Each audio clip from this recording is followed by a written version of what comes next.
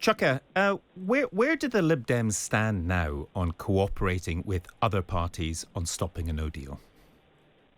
Well, we've been working for many months with all the other opposition parties in the House of Commons, jointly putting forward amendments to legislation successfully to stop a no-deal Brexit, and we will continue doing that.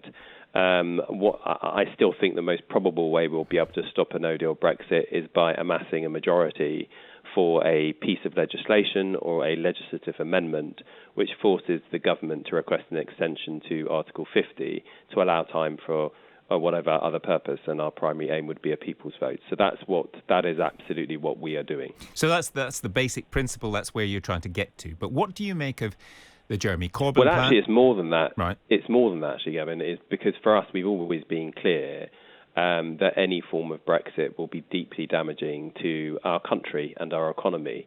And so while stopping a no-deal Brexit is vital, it's not enough. We want to stop Brexit altogether. That's the real principle we're working towards. Right. And so that's your end objective. But as part of that strategy, a big part of that strategy, does Jeremy Corbyn's letter, his plan, basically fit in at least with the first stage, which is parties of goodwill should get together behind him, perhaps, and get rid of Boris Johnson from Downing Street, replace it with an emergency government of some sort, which will last a very short time, have a limited shelf life, but will get us through the worst of it and stop no deal. Isn't that a reasonable plan, at least?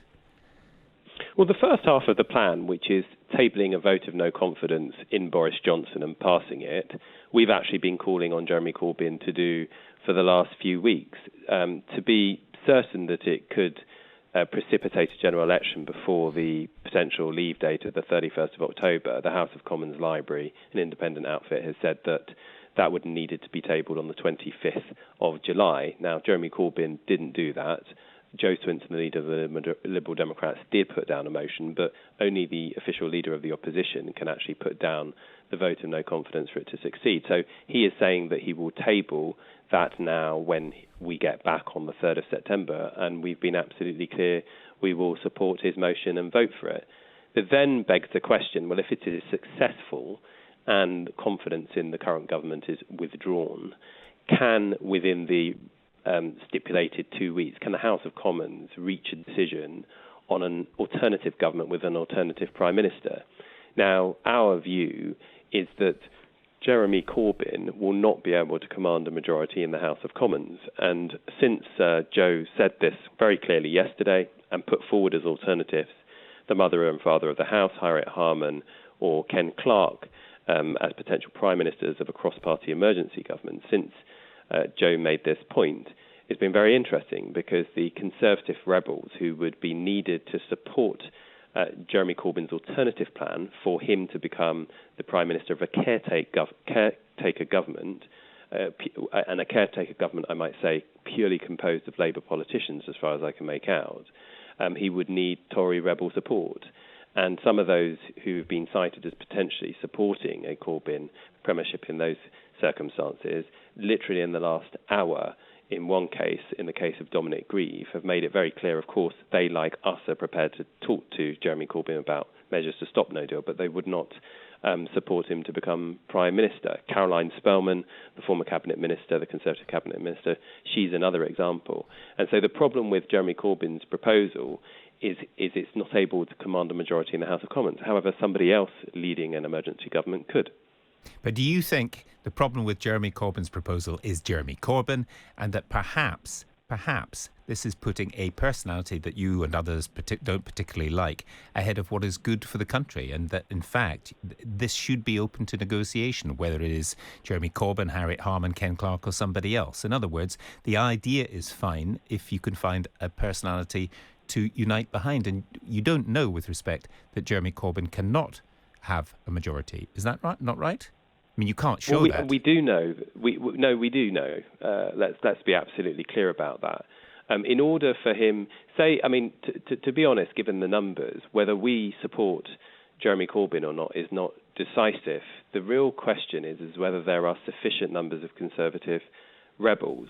So you would need all the opposition parties to support him becoming Prime Minister, and you would also need on our calculations, at least 8 Conservative rebels to support it as well. And the reason for that is that one of the independent MPs, who's not a part of a party, Ian Austin, has said he would never support a Jeremy Corbyn premiership. Of course, he used to be a Labour MP. Sylvia Herman, the independent MP from Northern Ireland, she certainly would not support Jeremy Corbyn. And then the 5 members of the independent group of MPs have also said that they would not support Jeremy Corbyn. So that's 7 MPs who've said that they wouldn't support him being the Prime Minister of an emergency government. And then, of course, there is a majority of 1 you need to overcome, which the sitting government has. That means you need to find 8 or more Conservative MPs. And that's on a generous interpretation because, of course, there are big doubts as to whether, for example, the Labour MP Kate Hoey would support an emergency government to stop Brexit under Jeremy Corbyn. I think you could make a very good guess that she would not. She is a Labour MP, but of course is not standing in the next general election. So that's the real question. It's a question of time and arithmetic rather than personalities. And whilst the personality is relevant because it's what determines whether you get the numbers, really the real thing that matters is the arithmetic and getting the majority. And he cannot get a majority in the House of Commons. But do you not worry then that to members of the public, we see who knows exactly what the opinion polls say, but it does seem to show more and more people want Remain, and very few people, in fact, outside this current government are very enthusiastic about no deal.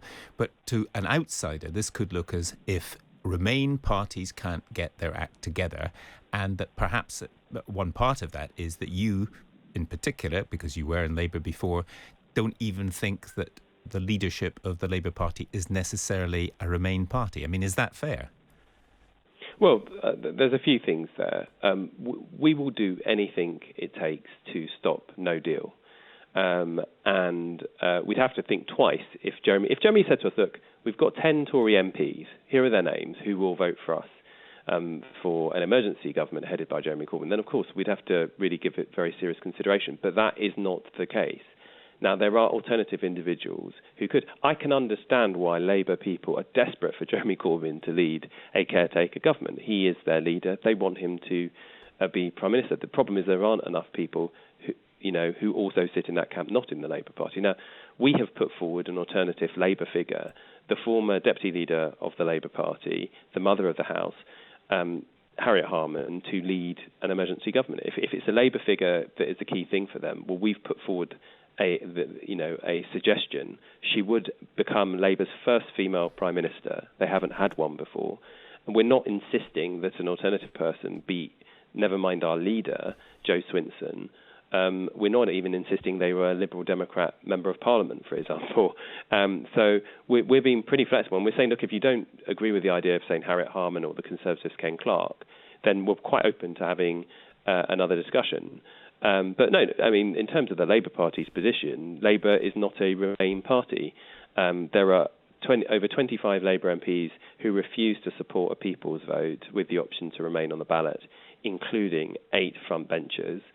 You've got shadow cabinet members like Richard Bergen, Angela Rayner, Ian Lavery, John Trickett, all arguing vociferously against the Labour Party going near the idea of the UK remaining in the European Union. The Labour Party's biggest affiliate in the form of the General Secretary of the Unite Union is implacably opposed to having a people's vote with Remain on the ballot. And of course, Labour's manifesto, as we understand it, or its policy at the moment, is to prioritise a Labour, negotiating an alternative Labour Brexit. So that I just do not see how in those circumstances you can call Labour a Remain party, particularly given it's led by somebody who, for the best part of 3 or 4 decades, has been campaigning to leave the European Union. Can I put to you one point which has been raised in the press, even though you were not a member of the Liberal Democrats at the time, which was essentially the Lib Dems propped up a government, a Conservative government, which brought us austerity. And they did so because we were in political difficulty and did so for the good of the country. Why can't you just get behind Labour on this for the good of the country? Well, it's, like I said, if only I had that much power. Of course, Labour people want to conflate what happened in the past and issues of austerity with the European Union. And, if they want to do that, fine. Because if you want to end austerity, You simply cannot do it while you are a party with a policy that wants to facilitate Brexit. This is a question of what works, what is practical, what will people support, what would be the point of us supporting something which some suggest could stop no deal, when in reality it can't. So I think, that the Labour Party in the medium term, in autumn, is going to have, I think, some big challenges. I think the first thing will be at some point there will be a vote of no confidence in the Conservative government. If it is successful, the leader of the opposition will want his opportunity to see if he can cobble together a majority, and so by all means let him table his motion of confidence in himself to become Prime Minister. But if that fails, what is he going to do when the choice is between potentially supporting somebody else, a more neutral figure in the House of Commons, to lead a government, an emergency government, or to fall out with no deal? So that's really the choice here. The choice is between Labour accepting that their leader cannot lead a emergency government, cross-party emergency government, and being happy to roll with an alternative person, or no deal. That is the choice that they will be faced with. And then, of course, if there is an emergency government that forms, then they're also going to have to work out how do you get those 25-odd Labour MPs, including front benchers, into the right column to vote for a people's vote and to remain in the European Union. So that is really those are the two big issues, I think, facing the Labour Party. And just a final thought, Chuka, if I may. If broadly what happens is along the lines that you were suggesting, there will be, I can predict the newspaper headlines straight away. This is a dirty backstairs deal done by the political elite without consultation with the public. It's the people versus the public, and Boris Johnson will make a lot of it. And that will be the kind of rhetoric you're fiddling around in the House of Commons to prevent, quote, the will of the people. That will be said, won't it? Something like that. If an emergency government were to take office with a more neutral Prime Minister, I think that's a hard argument to run when the pure purpose of that emergency government is to go back to the people to make some kind of decision, be it in the form of a general election or a people's vote or both. I think that's an easier argument to make if the emergency government just walks in and takes no deal off the table and negotiates a different Brexit. That's not what will happen here. The whole point of this is to facilitate this big issue going back to the people before we fall off a cliff. And by the way, it's worth stating that Michael Gove, who co-led the Vote Leave campaign with Boris Johnson, has said that people did not vote to leave the European Union without a deal. And that is not what they were campaigning for, the Vote Leave campaign. So even Michael Gove admits that there is no mandate to fall out of the European Union without a deal. Paul, first of all, what is the objective behind this Labour offer, what Jeremy Corbyn has outlined in his letter? What is he trying to achieve? I think you have to take it at face value because everybody in the Labour movement, despite the differences they've had over for and against Brexit, is pretty convinced that no deal will be a disaster. I know that over the summer, some of the people who inside Labour who are reluctantly pro-Brexit or think Brexit's a good idea have come around to the thinking that no deal would just be an absolute catastrophe. These are trade unions who represent places like Honda, places like British Steel, places like Ford, BMW.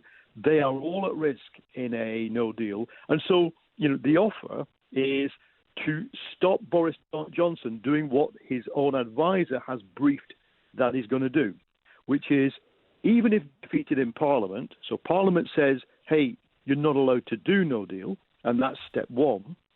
Johnson and his advisors have said, well, we'll just call an election that happens after the 31st of October, so we'll crash out without a deal anyway. The only way to stop that, as I'm sure some of your listeners know, is to vote no confidence in the government and get a new one.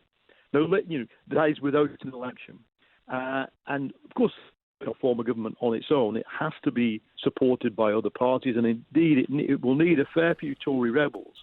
And the aim, I'm sure that of Corbyn in doing this was to get the front foot now during the summer to start that conversation. Are we in danger, however, of getting hung up on personalities. One can understand absolutely why, as leader of the opposition, Mr. Corbyn should think that if there's a chance of forming the new government, it should fall to him to try to do so. But he may fail. He may not have the arithmetic. So in other words, is your sense that things are so potentially disastrous in the country that even if Mr. Corbyn gets the first chance, if that doesn't quite work, would Labour be open to somebody else, perhaps Harriet Harman, for example, a mother of the house, a Labour veteran, or Ken Clarke, or the other names that have been suggested, somebody I haven't even mentioned? In other words, could we get too hung up on personalities rather than the big principle that you've just outlined? Well, I certainly wouldn't get hung up on it. And, I mean, at this stage, contact, isn't it? It's move one in chess game one of what might be quite a complicated chess match. What I think the other parties, Joe Swinson from Lib Dems and Dominic Grieve from the Tory Rebel, have to understand is that even if they say we don't want to put Corbyn in as PM, as interim PM, and I can understand why they would want to say that. But even if they do that, nothing's going to happen from the Labour end without the Labour leadership agreeing to it. In the sense that if your objective is to not have Corbyn as interim Prime Minister, that decision will be taken by Corbyn and his close team. What people have to stop imagining is that they are going to dictate who this interim Prime Minister is. Labour, after all, in Parliament, now, of course, this may change in an election, but Labour in Parliament is the official opposition, and it has that statutory right. It will move the vote of no confidence. So, look, personally, as a Labour insider and as an activist, I am not hung up on it being Corbyn for the simple reason that government will probably not do anything. All it will do is to call an election. Right. But that's another potential sticking point. Andrew Adonis, a Labour colleague of yours, you may not agree with him on some things, but he's been very, very strongly in favour of a people's vote. He said yesterday that great what Jeremy has done, but he is not clear that Labour will campaign for Remain, and he's not clear that Labour will allow some kind of people's vote referendum or whatever, rather than going the general election route. Now, do you think that needs some more clarity within the Labour Party? Well, there are clearly differences on it. I would be actually quite close to Andrew Adonis on that question. I am somebody who wants Labour to forget about the whole idea of doing its own Brexit. Because, look, yesterday it was very encouraging, I hope, for those who do want to stop no deal, because Corbyn made no mention of doing a Labour Brexit in that letter. That's true. What he said, what was admitted was very important. That's a very important point. Well, you have to read between the lines here, because, and let's understand why. Of course, for about 2 or 3 years, many have been trying to say, well, if we can honour the result of the referendum, let's do it. Let's do some kind of a deal that's not so damaging. But you can't go into an election, a snap election, where your primary slogan is vote for us and we'll organise a new referendum, at the same time as saying we're going to honour the deal of the old referendum. It's just logically incoherent. And whatever you think of Labour, it's full of people with logical minds, and they kind of know that. So I read that move yesterday not just as a kind of thing to put the Lib Dems on the spot. It's actually annoyed lots of people inside Labour who still do want to Brexit and honour the referendum, etc. Because what it recognises is that time has narrowed the space for any other than two outcomes. One is we stay in after a second referendum, and we may not. We, the pro-Remain people, may lose that referendum, and the other alternative is backing out and doing some kind of a catastrophic no-deal scenario that ends up 6 months down the line with Britain more or less economic colony of the United States. Those are the options. And so, what encouraged me about that letter was, first of all, for the first time in many weeks, Labour is on the front foot. It is constructively trying to create a space in which other progressive parties can talk to it. And I hope those talks will go ahead fast. Now, you were in an article in The Guardian today, you were very critical of the Liberal Democrats for their initial reaction to this. Now, I've just been talking to Chuka Umunna a few minutes ago, and I'll try and paraphrase what part of what he had to say, which, as I understand it at least, is that yes, if Jeremy Corbyn wishes to try to form a new government, the first thing, as you suggested, is to get rid of Boris Johnson and to try to take no deal off the table.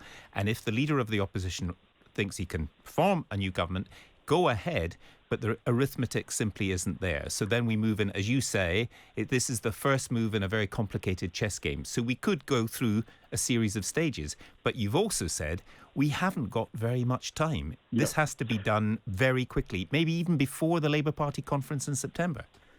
I think it's going to have to be done before Labour Party conference. As I understand it, what will happen when Parliament reconvenes on the 3rd of September is this. Very quickly, and with the Tory rebels in the lead, so that would be David Gauke and Dominic Grieve, with those people in the lead, they will try and take control of Parliament's agenda.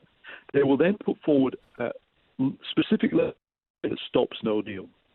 Then the ball is in Boris Johnson, because he could say, OK, I've been defeated. I see what you're saying, guys. I employed all these far-right crazed people for nothing, and I'll now look for a new deal. More likely, because this is what his own advisor, Dominic Cummings, told his own staff, that they would ignore Parliament.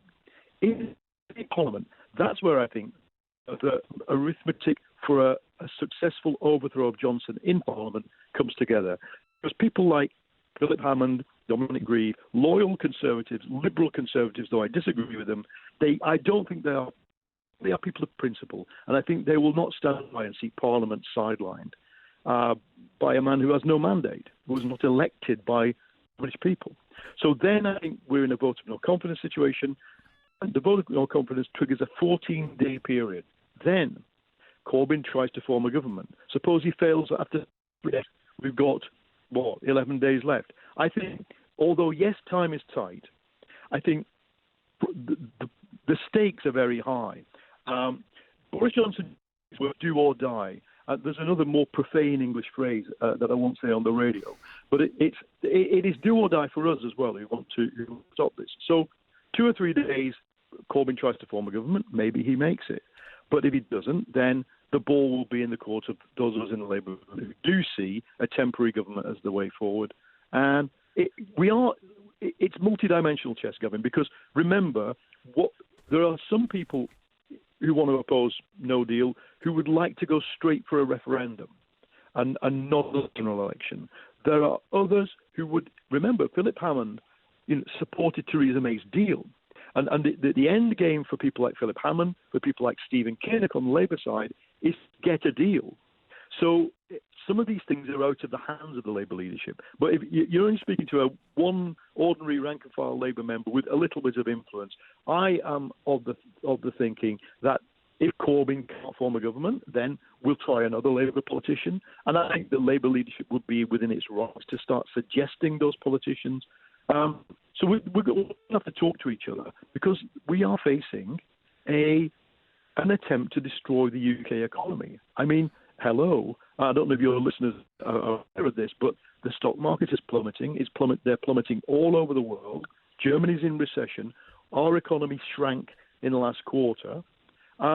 This is a terrible time to be gambling on medicines delivered by couriers because that's where we're going to be. And just a final thought, Paul. I mean, you were, through most of our conversation, broadly optimistic about much of this and broadly optimistic that people of reasonable goodwill who otherwise disagree can pull together on this. However, the stakes certainly in my lifetime, have never seemed higher, and the future of democracy in this country itself is being attacked, both by a sense of bypassing Parliament, but some would say actually by people in Parliament now cobbling together this kind of backstairs deal. So, I mean, do you see that not just the economic stakes have never been higher in our lifetimes, but also the political stakes, and in terms of whether even there is a United Kingdom in 10 years' time? I covered the Scottish referendum in 2014. I don't think there will be a United Kingdom in 10 to 15 years' time because I think that young generation in Scotland wants out. anyway. But it will be hastened if they get a Johnson. If Johnson calls a snap election and wins it, I think Scotland is gone by 2021. But look, that in some ways, that's you could argue that's a more democratic outcome. Two countries with a democracy, not just one. The real problem about British democracy is this, and the argument is being had in the tabloid newspapers, backed up by Boris Johnson with this ludicrous, almost kind of dictatorial-style video he's put out today on the tax money. The argument is being had about the people versus Parliament. Well, 400 years ago, this country, England, fought a civil war on the principle of parliamentary democracy. The will of the people in this country is expressed in Parliament and nowhere else. That is a judicial principle, and it's something that educated people who understand politics, people who run businesses and have employees to talk to, they should be having that argument. Because, sometimes I'm a Corbynista. Sometimes we're referred to as populists. At no stage in Corbynism has any of its main figures said the people versus Parliament. We really haven't. It is the right who are bringing that into the conversation, and that should frighten people. And I am prepared to stand with Dominic Grieve, Andrew Adonis, Joe Swinson, and Nicola Sturgeon, and tell the British people straight, the solution to this lies in Parliament. You cannot rule a country through referendums.